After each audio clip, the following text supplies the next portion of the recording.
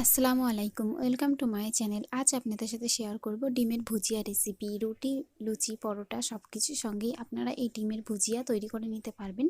একদম সহজে তৈরি করা যায়। আসুন দেখে নেওয়া যাক কীভাবে তৈরি করছি। সবার প্রথমে এখানে আমি কড়াইতে দিয়ে দিয়েছি 50 গ্রাম পরিমাণে সাদা তেল।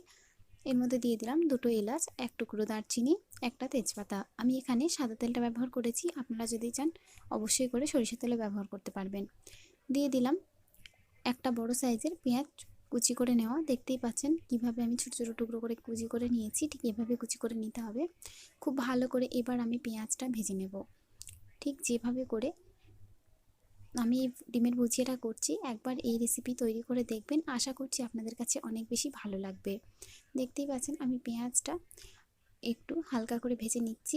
এখনও পর্যন্ত আমার চ্যানেলটা যদি সাবস্ক্রাইব না করে থাকেন তাহলে অবশ্যই করে সাবস্ক্রাইব করে পাশে বেল আইকনে ক্লিক করে রাখবেন।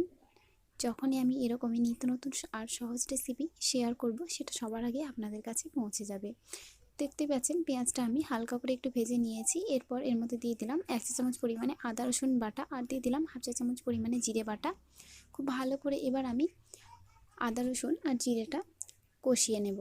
আমি এখানে জিরে বাটা ব্যবহার করেছি, যদি আপনারা চান জিরে গুঁড়োটা ব্যবহার করতে পারবেন, তবে জিরে গুঁড়ো ব্যবহার করলে একটু বাদে জিরে গুঁড়োটা ব্যবহার করবেন। আদা রসুনটা খুব ভালো মতো কষিয়ে নেওয়ার পরে খুব ভালো করে আমি গ্যাসের ফ্লেম মিডিয়ামে রেখে আদা রসুনটা কাঁচা গন্ধ যাওয়ার পর্যন্ত খুব ভালো মতো কষিয়ে নিচ্ছি। দেখতেই পাচ্ছেন রেসিপিটি কেমন লাগলো অবশ্যই আমাকে কমেন্ট করে জানাবেন।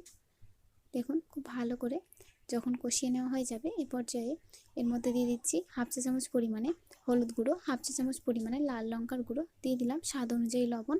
আমি এখানে 1 চা চামচ পরিমাণে লবণ ব্যবহার করেছি। খুব ভালো করে এবার আমি গুঁড়ো মশলাগুলো কষিয়ে নিচ্ছি। আমি খুব কম মশলা দিয়েই করে দেখাচ্ছি।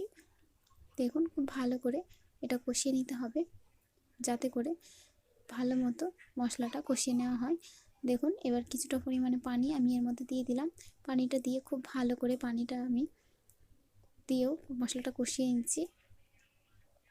খুব বেশি পানি ব্যবহার করবেন না। দেখতেই পেলেন আমি সামান্য পরিমাণে পানি দিয়েছি, দিয়ে খুব ভালো করে মশলাটা কষিয়ে নিচ্ছি।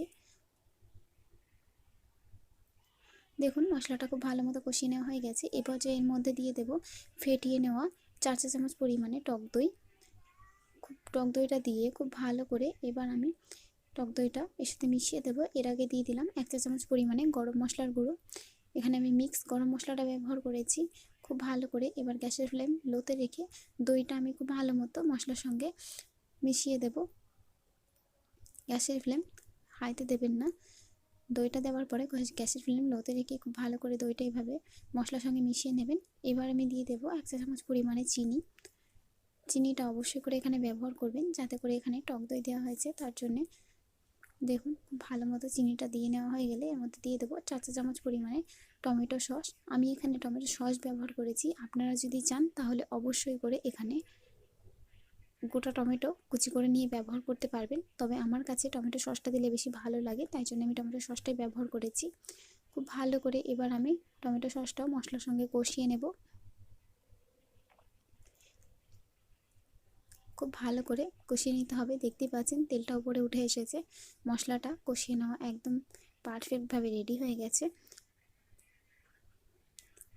কে কে এভাবে আপনারা বাড়িতে ডিমের ভুজিয়া তৈরি করেছেন আগে আমাকে সেটা অবশ্যই জানাবেন। দেখুন খুব ভালো করে এটা কষিয়ে নিতে হবে। রেসিপিটি আপনাদের কেমন লাগলো অবশ্যই আমাকে জানাবেন আপনারা কমেন্ট করে। দেখুন এবার দিয়ে দিলাম 2টো চিড়ে নেওয়া কাঁচা লঙ্কা। কাঁচা লঙ্কাটা আমি দিয়েছি অবশ্যই করে ফ্লেভারের জন্যে, আর এখানে ঝালটা অবশ্যই আপনারা বাড়ি বা কমিয়েও একটু দিতে পারবেন, তবে এটা হালকা ঝাল হলে বেশি ভালো লাগে। এবার আমি 4টে ডিম আগে থেকে ভেঙে রেখেছিলাম, এই মশলার মধ্যে ডিম 4টে আমি দিয়ে দিচ্ছি। ডিমটা দেওয়ার পরে কোনোভাবে নাড়াচাড়া বন্ধ না করে অনবরত নেড়ে চেড়ে খুব ভালো করে ডিমটা মশলার সঙ্গে মিশিয়ে দিতে হবে। মশলাটা সম্পূর্ণ ডিমের মধ্যে খুব ভালো মতো চলে যাবে।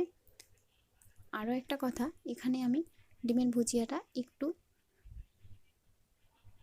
ড্রাই করতে চাচ্ছি, তার জন্যে আমি এখানে এক্সট্রা আর কোনো পানি ব্যবহার করছি না। তবে আপনারা যদি চান একটু গ্রেভি রাখবেন তাহলে অবশ্যই করে হাফ কাপ পরিমাণে পানি মশলার মধ্যে আগে দিয়ে দেবেন, তারপর ডিমটা এখানে অ্যাড করবেন। দেখুন খুব ভালো করে অনবরত নেড়ে চেড়ে আমি ডিমের ভুজিয়াটা খুব ভালো মতো তৈরি করে নিয়েছি। দেখতেই পাচ্ছেন ডিমের ভুজিয়াটা ঠিক কেমন হয়েছে, খেতে অসাধারণ লাগে। রুটি পরোটা সাথে তো দারুণ লাগে। একবার এভাবে বানিয়ে দেখবেন, আশা করছি আপনাদের সবার পছন্দ হবে রেসিপিটা।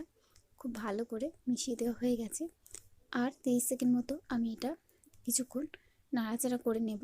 নিয়ে গরম গরম সার্ভ করবেন, দেখবেন খুব ভালো লাগবে। এরকম আরও যদি কোনো রেসিপি আপনারা দেখতে চান তাহলে অবশ্যই আমাকে কমেন্ট করে জানাবেন, অবশ্যই করে সেই রেসিপি আমি আপনাদের সঙ্গে শেয়ার করব। দেখুন ডিমের ভুজিয়া একদম রেডি। আমি গ্যাসের ফ্লেম বন্ধ করে দেব। গ্যাসের ফ্লেম বন্ধ করে আমি এটা গরম গরম সার্ভ করে আপনাদেরকে দেখাচ্ছি। এখানে আমি যে যে উপকরণগুলো ব্যবহার করেছি সবগুলোই আমি ডিসক্রিপশন বক্সে লিখে দিয়েছি, অবশ্যই করে আপনারা সেখান থেকে একবার দেখে নেবেন।